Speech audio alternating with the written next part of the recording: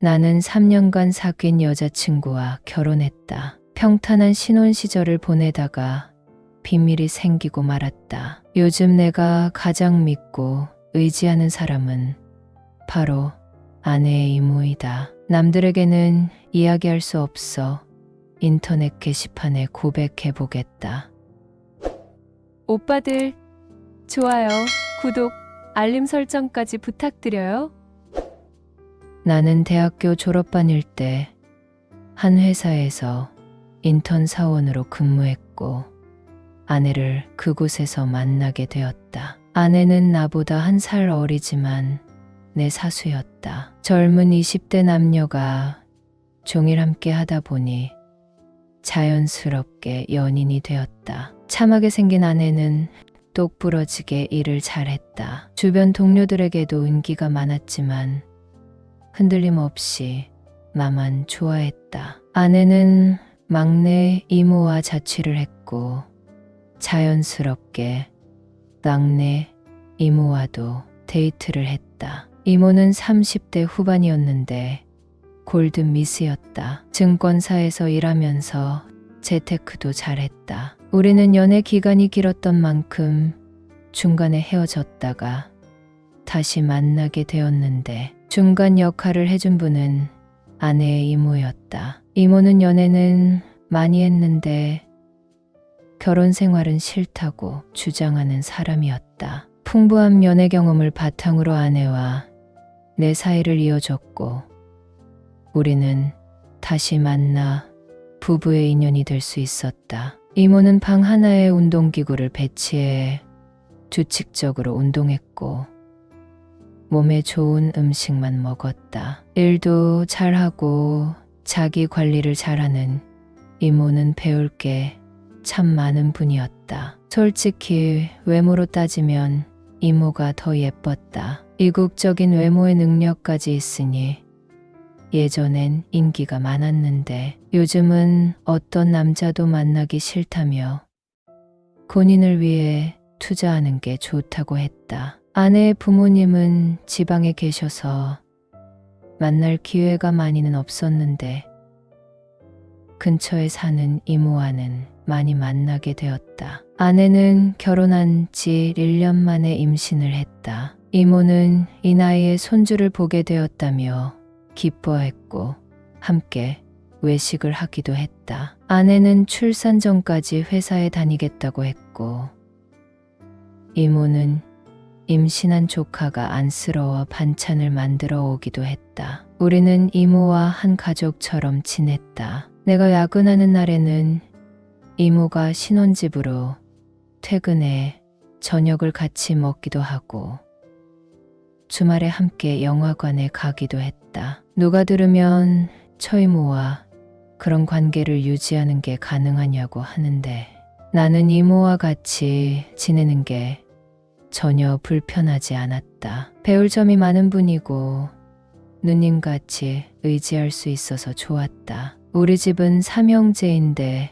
첫째로 태어났다. 어릴 때 동네 아이들과 싸운 적이 있는데 친구의 누나가 나타나서 나를 혼낼 때 서럽고 억울한 마음, 부러운 마음이 교차했다. 여러분은 썰이모의 영상을 재미있게 듣고 계십니다. 그런데 아내를 만나면서 큰언니 같은 이모와 교류하게 됐고 지금은 말하지 못할 비밀까지 생기고 말았다. 아내는 임신하고 무척 예민했다. 먹을 수 있는 게 없었다. 병원에서 처방해주는 입덧약을 먹어도 멈추지 않았다. 장모님은 나를 닮아 입덧이 심하니 조금만 고생하라고 하며 위로해 주셨다. 입덧을 하니 기운이 없는 아내가 너무 안쓰러워 가만히 지켜주기만 했다. 미안하지만 나는 해소되지 않은 것이 있었다. 참으면 되는데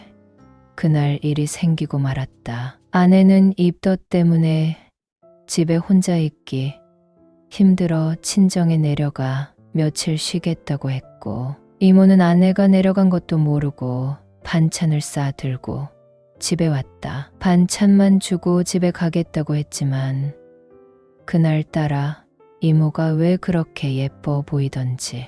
집에 가시지 말고 넷플릭스 보자고 했다. 이모는 그동안 영화 본 지 오래됐는데 시원하게 맥주 마시면서 영화 보고 집에 가야겠다고 했다. 조카 사위와 나란히 앉아서 영화를 보니 옛날 남자친구가 생각난다고 하는 바람에 연예 스토리를 방출할 수 있겠냐고 물었다. 가볍게 술이 오른 이모는 많이 사랑했던 사람이 있었다며 그 사람의 이야기를 해줬고 지금도 가끔 그립다고 했다. 나는 요즘 아내를 지켜주느라 힘들다고 했고 우리는 그날 함께 하게 되었다. 오늘 일은 아내에게는 비밀로 하자고 약속했고 아내가 친정에서 돌아올 때까지 이모는 우리 집으로 퇴근했고 밤늦게 집으로 돌아갔다. 아내의 몸은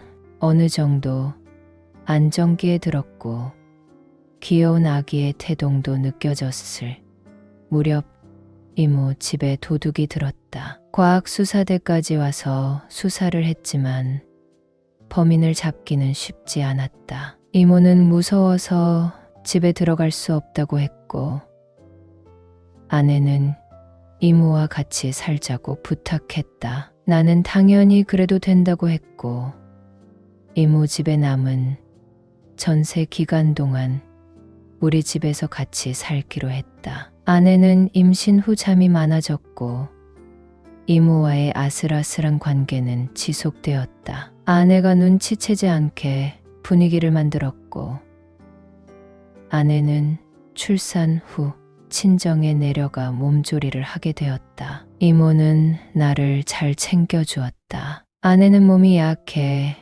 아이를 키울 자신이 없다고 했고 친정에서 100일간 몸조리를 하고 올라오게 되었다. 아내는 오직 아이 엄마로만 살기 시작했다. 처자이 낳고 몸이 회복되었지만 유독 예민한 딸아이 때문에 제대로 잠을 잘 수 없었다. 아내는 산후 우울증이 생겼고 이모와 나는 번갈아 가면서 밤중 수유를 도왔다. 아이를 키우는 일은 정말 힘들었다. 물론 내 새끼라 예쁘지만 보통 일이 아니었다. 나는 그럴수록 이모를 찾게 되었고 이모는 전세 만기가 되어 집을 알아보게 되었다. 마침 내가 사는 아파트를 계약하게 되었다. 이모는 친구들 얘기 들어보면 애기 엄마에게 자유를 줘야 한다고 했고 우리가 아이를 봐줄 테니